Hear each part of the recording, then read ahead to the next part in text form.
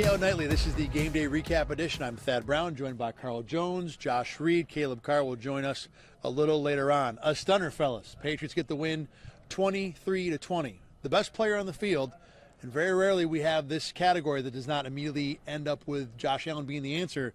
But in this game, it was Stefon Diggs, and I don't think there's much of a question. Yeah, he was sensational. Look, we've been in this stadium a lot of times when Stefon Diggs has been making big plays. This time he was on the other sideline.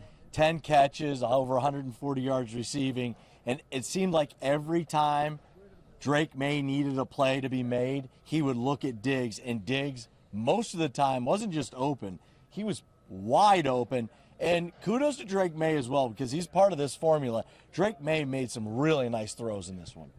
From that very first play of the game when Stefon Diggs caught that pass for like 12, 13 yards, I had a feeling that this was going to be one of those games. Now, to be frank, I didn't think it would be 146 yards, but he just enjoyed this atmosphere out here tonight. He said it today at the podium and just like how he relishes this and he loves the crowd atmosphere. He fed off of that. His teammates fed off of that from what he did on the field. Clearly, the players for the New England Patriots also said that he was a big leader for them, especially Ramondre Stevenson when he had the fumble. He was big for the Patriots in more ways than one, so kudos for him with the performance he had. How about this real quick? A stat that was tweeted out, or X'd out, I guess. I don't know what you call that. I guess you say tweeted. That's fine. Tweeted out. We all know what that means. By one of the Patriots beat reporters is Stefon Diggs with back-to-back 100-yard yards receiving. He is the first Patriots wideout to do that since 2019 when Julian Edelman did it. That's going back a little ways. It had to be personally satisfying, and he wouldn't let on. We were all there in the press conference. You can tell he wanted to take the high road. He had the high roads. He just kept it pretty much. But the Bills didn't just trade him away. They traded away a philosophy. They said, we don't want to have that type of guy, separate of even any off-the-field problems he particularly caused. They didn't want to have a number one receiver anymore because they had everybody eats, and that was good enough for them. Well, Stefon Diggs, to be fair, he made the Bills choke on everybody eats tonight because having the number one receiver, to your point, not only was effective in terms of moving the chains, but it helped that young quarterback in a very difficult road environment in this game. Yeah, everybody eats, the whole philosophy and everything. And this might get lost a little bit in the shuffle here, but Dalton Kincaid was eating tonight. I mean, he was wide open, a ton over the middle, and Josh Allen, and look, I'll be the first one to admit I'm eating my words on Dalton Kincaid because going into this year, I said this is a make or break year, and I thought it was going to be probably more break than make, and Dalton Kincaid has looked really, really good, and he seems to be one of the only guys in this everybody eats offense that can get open on a consistent basis. But I will say this, though, about if your tight end is your number one pass catcher, he has to be Travis Kelce or Brock Bowers or Rob Gronkowski for that to be an efficient offense down in and down out. For how great Dalton Kincaid was today, the New England Patriots didn't put Christian Gonzalez on him. No matter how much he was killing them, they still felt, yeah, let him do what he has to do. We'll still have Carlton Davis and Christian Gonzalez and our superb guys on the outside handle their 111s and let Dalton Kincaid eat, and I don't think they wanted him to get 100 yards or whatever. Right. But that philosophy is not really conducive to long-term success if that isn't Travis Kelce out there. And to your point, the Patriots having the guys on the outside, they don't have the guys on the inside. Their interior pass defense has been a problem. The Bills exploited it. Give the Bills credit for that. But in this game, New England was able to live with it and win the game. A big reason for that was mistakes. The Bills had 11 penalties, second week in a row. They've been over 10 in that category. 3 turnovers, first time in 20 whatever games it was. They lost the turnover battle. Look, I don't care who you're playing against, maybe except for the Jets. If you make that many mistakes, eventually it's going to cost you, and it did in the Bills tonight. Well, I thought it was interesting hearing some of Sean McDermott's comments at the podium after the game. He said that the Patriots beat the Bills how the Bills win a lot of games. They force turnovers. They let the other team beat themselves. Well, this time it was the Bills that ended up on the short end of that stick. Just too many self-inflicted mistakes. And I think when you have jet sweeps to Dawson Knox, I don't know. Shoot that play to the moon. Yeah, I think we need to retire that one. But even another fumble Keon Coleman had, you can't be backed up as often as they were and have long, sustained drives in the National Football League. Kudos to the Patriots for taking advantage of that because they also had their own mishaps in the first half. I don't know what happened here at the end of the second quarter and why they didn't put it in the end zone. But nonetheless, that is not how you win games in this league. I don't care who you're going up against unless it is Justin Fields and the Jets. and we keep going back to the Jets for good reason. They're terrible. Only winless team in the NFL right now. The Patriots really even started to make more mistakes in the fourth quarter, too. They had the multiple personal fouls. They gave up on a 3rd-and-1 conversion on an illegal formation or a false start. So New England was trying to do what they've been doing this year, which is make mistakes, and the Bills just could not take advantage of it. So how much now is this Patriots team a threat? You know, Drake May has now gone on the road and beaten an undefeated team, in a spot where, he had to come up with a clutch drive late in the game. New England kind of has a blueprint, I think, where they're comfortable for at least holding the Bills' offense to some manageable number. Is this team now a real threat in the division? I don't know about real threat in the division. I still think they're about a weight class apart. One team is competing for a Lombardi trophy. The other team is just trying to punch their ticket into the postseason. But I'll say this.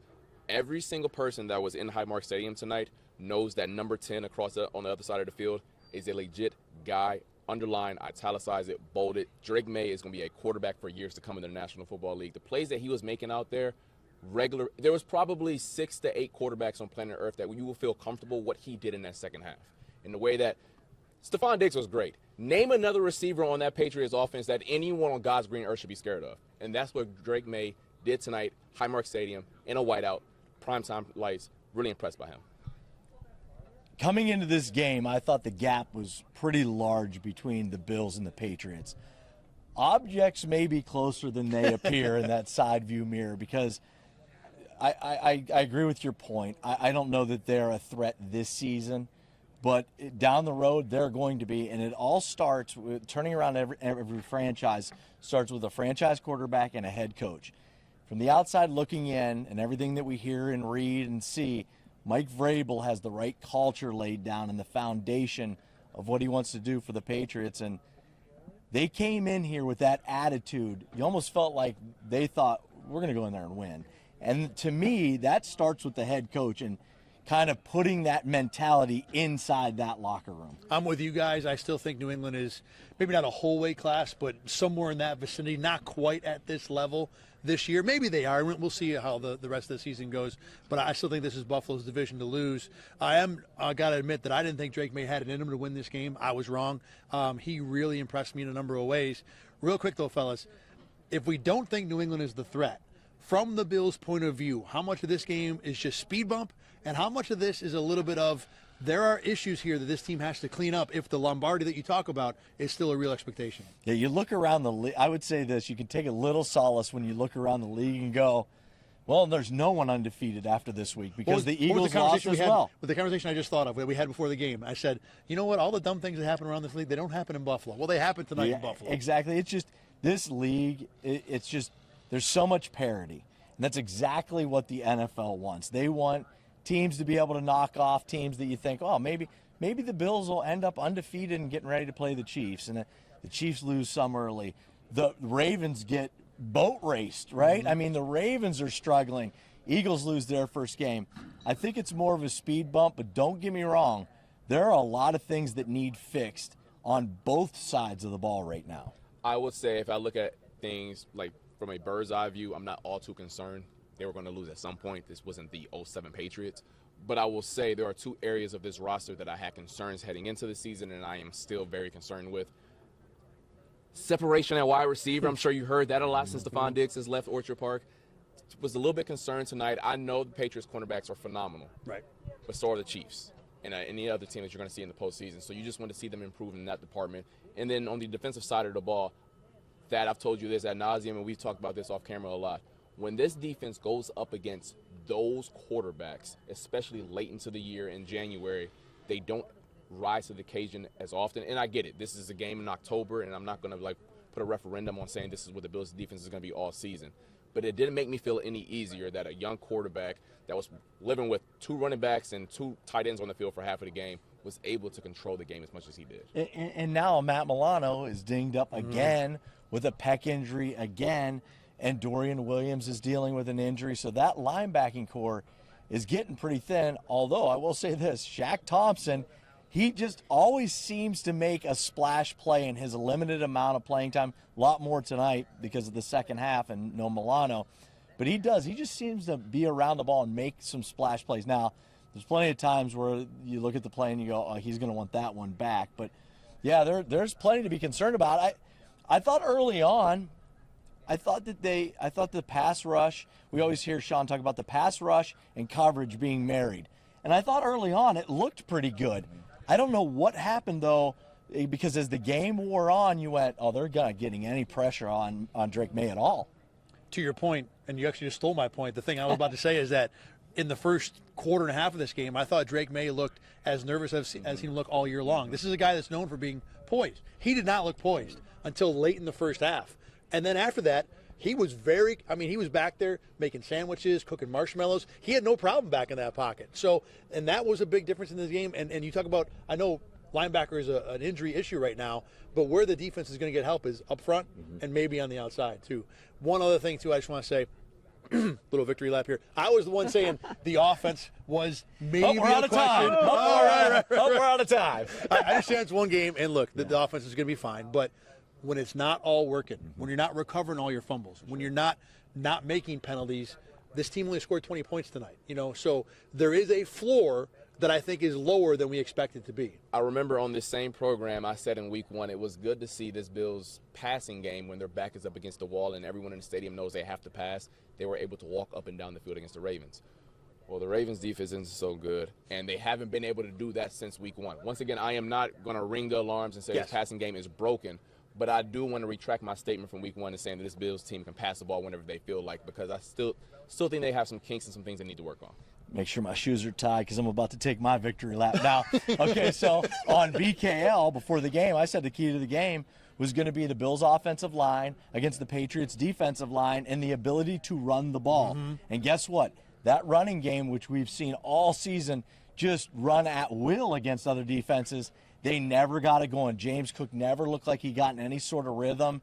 And the Ray Davis thing, I just don't get. Like, he's getting 3 carries a game, and he gets them down inside the 5-yard line, and I'm going, you have the AFC Offensive Player of the Month not on the field right now, and you're giving the ball to Ray Davis. I don't know. The run game never got going, and that's how this team's built, offensive line and run game. It's funny how we have so many things to say when they lose. This has gone on long enough. I got to get Caleb Carr in. We will have a lot more to say, the three of us, though, as this week goes on, for sure. For Carl Jones and Josh Reed, I'm Thad Brown. We're going to take a break. We'll be back right after this.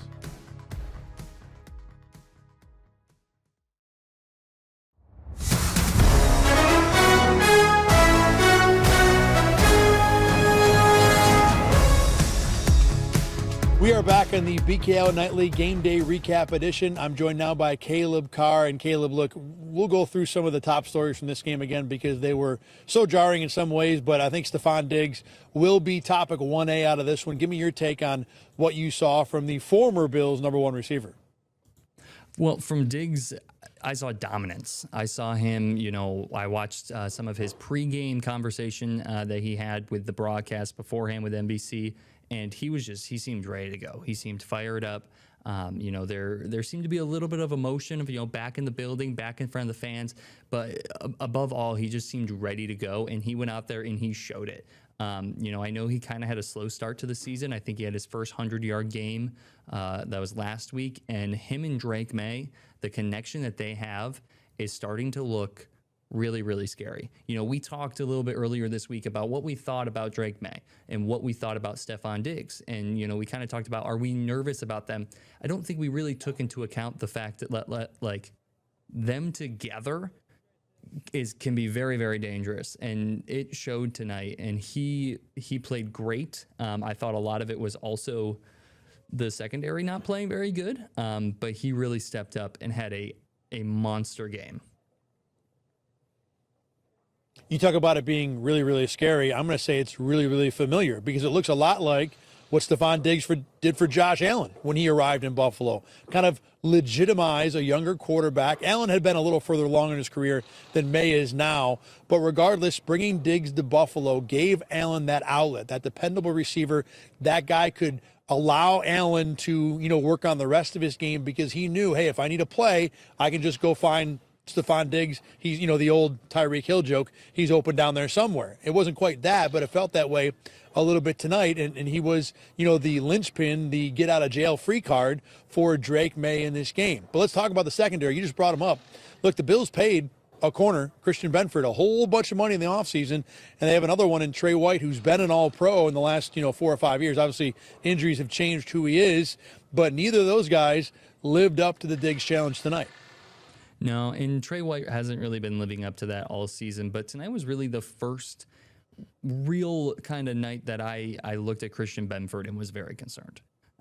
Christian Benford really concerned me in this game. This was honestly the first game, looking back, I guess Chris Olave last week, Zay Flowers in week 1, but there hasn't really been an elite receiver that he's gone. Garrett Wilson, I guess, in week 2, but when the rest of that offense was so bad, it doesn't really matter. But we haven't really seen him struggle against a star receiver yet. And tonight, he just got dominated. Him and Trey White both just got dominated. And when I watch a game like this, I think if the Bills are going to come back from this, and if they're going to improve, and they're going to go on a Super Bowl run, they need at least one cornerback in that secondary that truly can. He doesn't need to be a lockdown corner per se, but he needs to be able to make plays. He needs to be able to make it more difficult. Like we said, Stefon Diggs went nuts. 10 catches, 146 yards. If Christian Benford is playing on a higher level than he did tonight, that doesn't happen. And if he can start to pick it up a little bit, I think you're raising. Go on. I'm sorry. No, if he can start to pick it up a little bit, then he needs to be able to actually not lock guys down, but he needs to be able to make it more difficult than 10 catches for 146 yards. You're making 1,000 good points here. Let me hit on a couple of them. Number one, I do think, and I thought about the Benford point as this game got late, he is still kind of new to being the CB1, the lockdown guy. And I think there should be some sort of grace period developing into that. I don't think you just walk into, okay, you're the number one guy, ergo every receiver against you will never catch a pass again. It's not something that happens overnight. Number two, they're going to be bad games because this league is built on the receiver winning over the corner. Everything we see from drills in camp to how games are officiated is bent on the receiver having the advantage. So I think that's something we can remember too. But you are right. Someone in the secondary has got to be able to elevate. When the Bills defense was at its best, you had Trey White and Micah Hyde and Jordan Poyer playing all at near all-pro levels. I don't think you need 3, but you need 1, and it ain't going to be into the safeties because Taylor Rapp and Cole Bishop, at least at this point, don't have that in them. So the guy, other than Taron Johnson, you look at is Christian Benford, as you pointed out. Yeah, and you also touched on Trey White a little bit there. We've kind of seen some sloppy and some not great play from Trey White up to this point, and I thought today he got beat a couple times pretty bad. Watching this game, I'm not ready to quit on Trey White yet, but I definitely had the thought multiple times throughout this game of, I'm ready to see what Maxwell Hairston can do. I'm ready to see if he can step in and be a better option. We talked a lot about in the preseason and, early on in this season about, well, is Trey White, maybe Trey White will be better. Maybe he's the better option. What do we think? Who do we like better? I like the constant in the knowing what we have with Trey White, but I think I'm ready to see if the ceiling can potentially be higher with Hairston. And the thing is, I don't know how soon we're gonna be able to get a look at that ceiling, or if we even get any sort of real look at the ceiling this year because of what time Hairston has missed already. There's going to be a time when I think he's going to be healthy, but I don't think it's going to be this week, maybe after the bye. So I think we're still a long way off on that question. Let's flip it over to the offensive side of the ball quick. Look, one thing that we talked about briefly in the first segment was the lack of a run game. And I'm just bringing up James Cook's game-by-game numbers right here. I want you, Caleb, and people who are listening and watching at home to see if you notice any sort of connection here. Game 1 for James Cook, 44 yards. Game 2, 132. Game 3, 108. Game 4, 117. Game 5, 49. What do Game 1 and Game 5 have in common? The Bills should have lost both. The first one they pulled out, with a number of unlikely scenarios that fell their way late. But when this Bills offense does not have James Cook at a 100-yard-a-game level or somewhere close to that, we've seen that they can have trouble putting up points. Yeah, James Cook struggled. And we kind of knew that going into this, that they were going to try to shut him down and that this run defense and this defense in general was going to be good. And I thought they came as advertised. I thought this New England Patriots defense played very, very well, both in the run game, in the secondary. just to throw this out there, I know we're not really touching on it right now, but Christian Gonzalez, I know that this is a Bills podcast, but I am a big fan of Christian Gonzalez. He is great, and he played great today. But that run game, they really shut it down. Josh Allen got away a little late. He was able to get some runs in there late. I think he ended it with about 53 yards. But James Cook, Ty Johnson, even Ray Davis got a couple carries in there, and he was just stuffed every single time. There were a couple plays where the elusiveness of Cook seemed to help him out, and he was able to break outside and get 5, 6, 7, 8 yards. But most of the time, it was 1, 2 yards stuffed, done. This defensive line, these linebackers, they came in physical and ready to play today. Something Carl Jones says all the time is that styles make fights, and New England's style of defense, or where they're strong, which is in the interior of the defensive line, is a bad fight for the Bills. This is going to be a problem because when the Bills can't run the ball, as I said a couple minutes ago, they really find it difficult to be able to put points on the board because they just don't have the guys who can win on the outside. And there aren't many teams that can take away the run like New England can. The worry down the road is that Kansas City and Philly are probably on that list of teams who could do it, but the Bills don't have to worry about those teams for a little while here.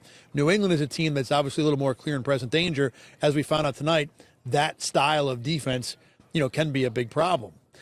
Let's go to, you talked about the Bills being able to, or going up against New England secondary. One guy who had no problem was Dalton Kincaid, and I think part of that is just how the Patriots are built. They're built to be a team that's good on the outside, not so much in the middle of the pass defense, and boy, Dalton Kincaid exploited that soft and creamy middle for New England's defense tonight. Yeah, he was the one bright spot of this team. Aside from, Josh Allen made some plays late, other than that terrible interception, but Dalton Kincaid was the main bright spot of this game, and he just continues to be the bright spot. Even last week where there was, they came out with the win, but there was some stalling and there was some ends here or there, and it just kind of looked sloppy at times. Dalton Kincaid was the guy. And again this week, unfortunately, they don't come out with the win, but Dalton Kincaid continues to be that guy, and we've been talking about him a lot lately. This is his breakout. We talked in the beginning of the season, is it going to be Keon Coleman or Dalton Kincaid? It's only week 5? It's only week 5, so it's too early to really answer that question. But if I had to put a bet on it, it would be Dalton Kincaid at the end of the season. He is looking great. And even like you said, it's against a defense that is kind of soft in the middle. So obviously it's going to be his chance to eat. But there's been times in the past where they played the defense that's soft in the middle, and he doesn't eat, and he doesn't go out there and do that. And the fact that he went out there and really took advantage of it, I thought he had a great day. He looked great out there. He's the one person on this team that I'm really, really excited to continue seeing. You talk about Keon Coleman. I think the difference is Dalton Kincaid has found a role, or at least a type of game plan he can exploit.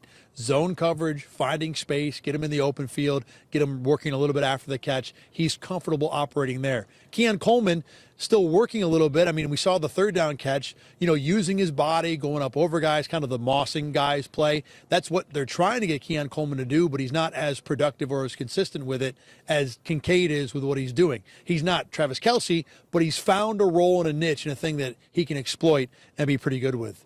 One more thing. Let's hit on Josh Allen's game just for a little bit here, because I thought for large stretches Josh was, really, really good. He had to be, because the run game wasn't there. There were some, run game moments where Allen had to create yards on the ground on his own. That said, the red zone interception was absolutely terrible. There were a number of opportunities late in this game that Allen could not convert. I haven't looked at the film. I have no idea how much is on him, how much is down the field. I tend to lean down the field.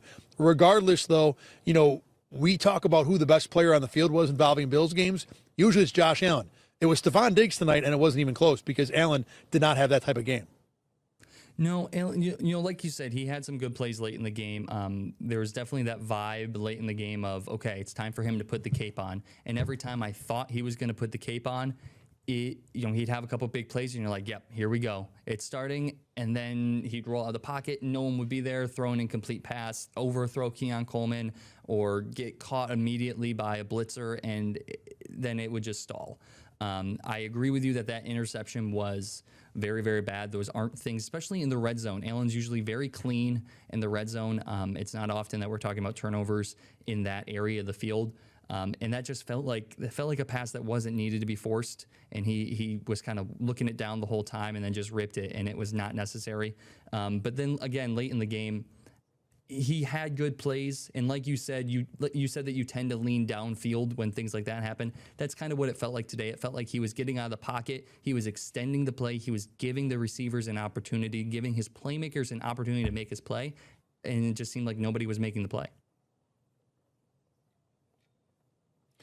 Allen is still a ridiculously good player, reigning MVP, one of the best in the league, maybe the best in the league. There's an argument for that for sure. He just wasn't good enough to overcome all the mistakes, the penalties, the turnovers that were his fault too, in this game. That's going to happen over the course of 17 games. I don't think it's a panic button type loss for the Bills, but certainly raising concern for a number of different areas. That's going to wrap it up for BKL Nightly for this game. Remember, you can always see this show, the Game Day Recap Show, on Spotify and on YouTube. We'll be back tomorrow with the Monday edition, talking more about this loss and where the Bills go from here. We know for sure they go to Atlanta next week, but we've got a few days to get ready before it's the Bills and the Falcons on Monday night. For Josh Reed and Carl Jones and Caleb Carr, I'm Thad Brown. Thanks very much for watching BKL Nightly. We'll see you again tomorrow.